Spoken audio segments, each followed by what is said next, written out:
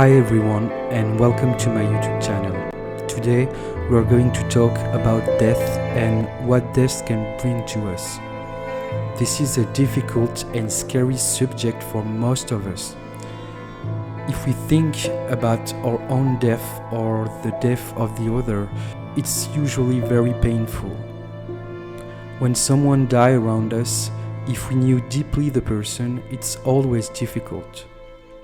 We know that death is a natural process, and of course everyone will leave this world one day or another. The thing is, it's very hard to accept that the person will never be there anymore. Death, grief is absence. This is the void that leaves a person behind. What's weird is that when we lose someone, the memory of the person becomes very intense. The person becomes a form of energy, a vibration full of memory. There is like a strange presence within us. We can talk to the dead person with our imagination and even feel its presence around us. The weird thing is that we realize that the person can live in our mind. I'm not telling that we should invite a dead person in our mind, but the work of the grief has probably to pass by this stage. The energy of death is not good or bad, it simply is. But the proximity, the influence of death teaches us something. Death teaches us how to live, to be present in our life.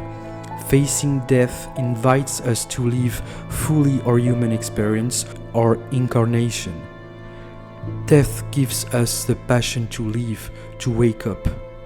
The event of the loss of someone breaks our daily life.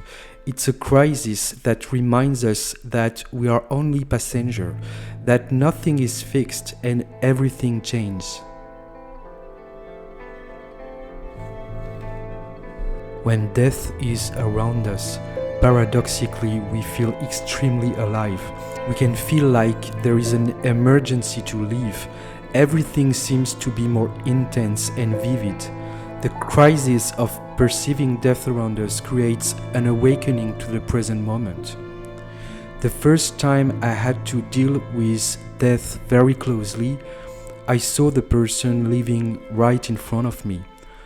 I remember that after that and during 2 weeks, I stopped overthinking or indulging into negative emotion. I was very present. I could feel it in my body. The writer Carlos Castaneda, through the character of Don Juan, reveals the idea that death is a great counselor.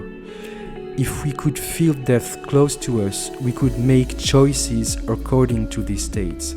Maybe we can stop losing energy and time in meaningless things and focus on what is really important for us. Death could be seen as a force that pushes us to do the thing we want instead of procrastinate. Death gives us the true importance and meaning of our life. It also gives us the opportunity to be humble, to let it go with our egotistical nature. If we are facing death, we may change our point of view on things. The things that we thought were important become nothing. Only death and its acceptation can make us truly alive. The psychiatrist Carl Gustav Jung talked about death and realized that if we can't accept death, we cannot accept life. When death touches you through the loss of someone, you are pushed to let it go, to surrender. Death is probably the most profound and transformative force we can experience. The loss of a loved one reveals to us all the memory we had from the person. In a sense, the person lives within us, through us, and we can sometimes have a silent discussion with the dead person, like if the person was communicating with us. This feeling is very special, and we can ask ourselves about the concept of energy, essence, like if the memory of the person was still there around us. Death is a natural process. Some spirituality teaches us that it is the ultimate outcome. Meditation practices are perceived like a way to prepare to the death process. The person that meditates tends to live and take distance with the ego. The expression "the little death" also is used to describe the orgasm, the dissolution of the self, of the border that makes us feel separated from the universe. Maybe the magic of death is to teach us to let it go, to detach and die from our egotistical nature. This process is transformative and realize a kind of reset in our consciousness.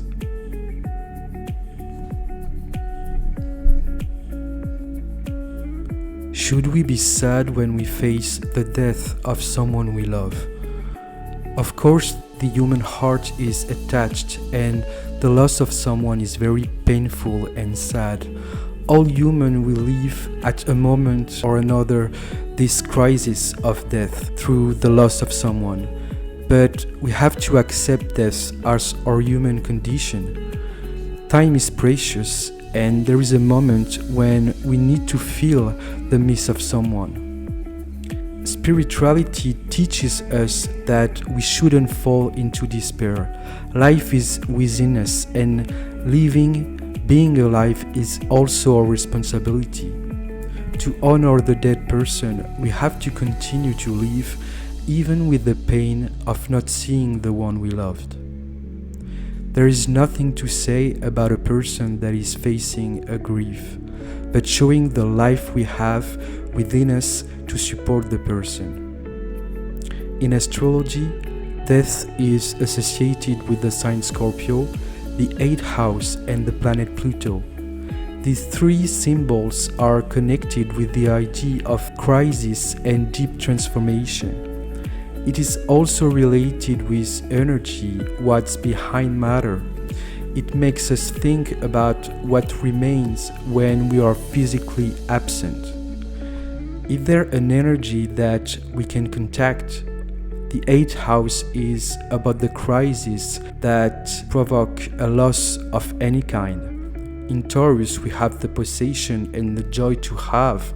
In Scorpio, we have the loss and the transformation process that happen within us when we are facing the grief. With the planet Pluto, we have to surrender to a power that is greater than us. It's only by this way that we can integrate this power. If Saturn teaches us lesson through time and failure, the 8th house teaches us lesson through loss and grief. We have to surrender. If things or people disappear around us, there is an emptiness, a void. Facing this void is probably all the work we have to do when we lose someone. But it is also a new beginning. The void is transformative because we are going to fill this void with new things. The Scorpio influence is like this. It creates a void, an emptiness that will be filled again. In the Tower of Marseille, the 13 major arcana is said to be without name. It describes a scary being, a skeleton. On the ground, we see people with crown. This card reveals a climate of crisis and big changes. This arcana destroys all the illusion of the ego, all pride. There is a process in which we have to go back to earth, to dust. This card is the death of the ego, what will be eliminated in order to make a change. This card also invites us to detach from our daily or terrestrial experience in order to change.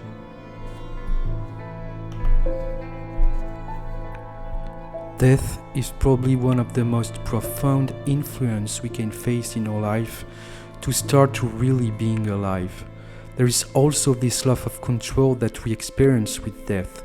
We try to control, to organize our life, but the death process invites us to surrender to something higher than us. It pushes us to stay humble and see what is truly meaningful for us. Death reminds us that everyone impacts others in this world, even with one gaze. When someone we love dies, we understand how much this person influenced us, how much we loved also. Death should be our great counselor to learn how to live and direct our life.